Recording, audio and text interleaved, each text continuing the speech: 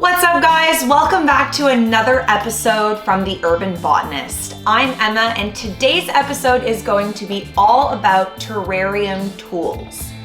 Now, as you guys know, I am huge into terrariums. It's essentially what catalyzed the start of the Urban Botanist. I just love how they can come in all different shapes and sizes, how you can really pause with nature and just reconnect and garden under glass. You get the opportunity to create just like a really cool little snapshot of an ecosystem captured inside of a vessel. I mean, look at this little tiny cute one. They're so cool. I get excited about them, and I think that you should too. But before you get started, I thought I should make a video about the importance of terrarium tools. Now, trust me when I say that making terrariums, especially in, glass shapes like this, where the, bottleneck is really kind of hard to get into. You can't get your hand into something like this.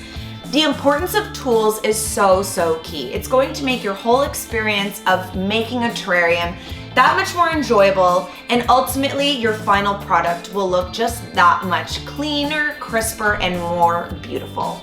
So let's get into it. So these are some of the tools that I recommend for when you're getting started in creating your own terrariums. Now, most of these tools are included in our terrarium kits. For starters, a spoon works great. I've actually gone ahead and attached this spoon to a barbecue skewer. Barbecue skewers are actually like your best friend when it comes to kind of getting innovative and creating your own tools. But what I did was basically taped this spoon to a barbecue skewer. It works just great. And why I find this is really useful is it helps to get into those little hard to reach spots, helps you with digging soil, displacing soil, and it's kind of essentially just an extension of a little shovel that works inside of your terrarium. Now, essentially what all of these tools work to do is essentially act as extensions of your hands and fingertips, getting into those hard to reach spots and allocating materials also when it comes to designing your terrarium into those hard to reach little spots. This tool for sure I recommend. Any funnel really will work so well, especially one that has quite a bit of length to it. One that doesn't have too small of a hole, because when you're adding soil and some of the larger components like gravel or charcoal, some of those materials might have a hard time getting through that small hole. But why I really like this funnel as opposed to some of the shorter ones that you see in baking is this really gets in to those hard to reach spots. You have a lot more control when you have a long nose on your funnel. So a funnel is definitely appreciated when it comes to the craft of terrarium making. If you can't find one quite this long, a standard size one works great too. I think I found this in the automotive section of a department store. So maybe check that aisle out if you're going out and kind of hunting for terrarium tools. Most of these tools are stuff that you can find at your department store. You can order online easily. You can also reach out to us and see what we have in stock depending on what time you're watching this video. But yes, funnel for sure, that's a great one. Now this guy here is another innovative tool that I kind of created, and I haven't quite come up with a great name for it. Cork Stomper, maybe. A lot of bottles of wine were harmed in the making of these bad boys, but it's basically just a cork from a wine bottle on top of a barbecue skewer. And why I really love this tool is it works as almost a packing tool. So you can really just stomp down your soil, again, getting into those hard to reach spots. You can just pack your soil down. You can also manipulate any kind of loose soil that's floating around, and kind of works in conjunction quite well with the spoon, the extended spoon. But a cork stomper is really important. You don't want to have your soil too loose inside of your terrarium. So this comes in handy when it comes to packing down the soil, right around the base of the plant when you're trying to anchor your plant into your terrarium. This works great. Another tool I highly recommend, and one you probably have at home, is a paintbrush. Now, it doesn't need to be anything fancy, anything crazy.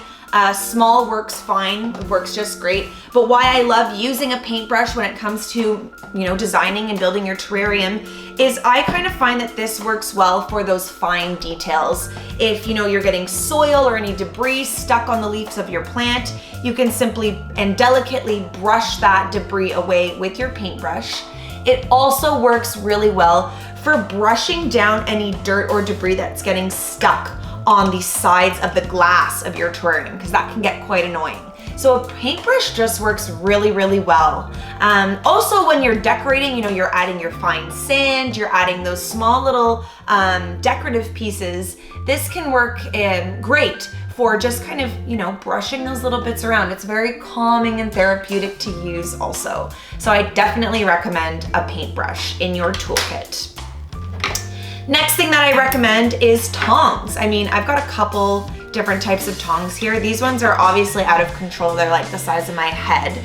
I believe I ordered these on Amazon. They're like a medical tong. I've also seen them in like the cooking section for chefs that are really into, cooking and placing those fine little details on top of a plate when they're plating a nice, beautiful gourmet meal.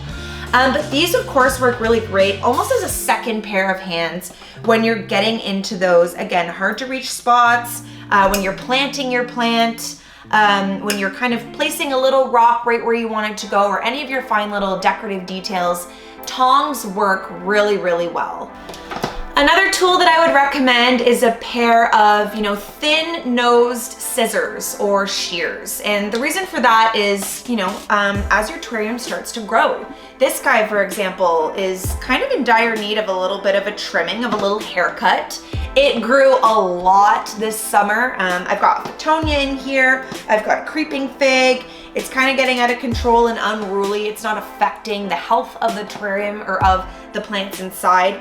But I kind of just want to manicure it a little bit more. So I really like using, a pair of nice thin needle-nosed scissors or shears. Now, another tool, or more I should say material, that I like to recommend for people to use is sort of like a screen material. This is screen material that you would use for like a back door, for weeding purposes. This is what I basically use just before I add the growing substrate. So the base of your terrarium is always, of course, going to be a drainage layer, whether that be with leca stones or gravel, a little bit of charcoal. Always you want to use horticultural grade charcoal. But before I add the substrate on top, your potting soil, I like to add first this screen material to the base of your terrarium. And essentially what that's going to work as is it's going to permit your roots from going too deep and down into that drainage layer and preventing root rot. So I think that this is a really great add to your terrarium. Of course, I've made terrariums without it, but it's a really great way to prolong the life of your terrarium. So I hope that this video was helpful for you. Those are the tips and tricks and tools that I recommend for terrarium making. If you like this video, please leave a like, a comment, subscribe to our channel, and we will see you in the next video. Good luck growing.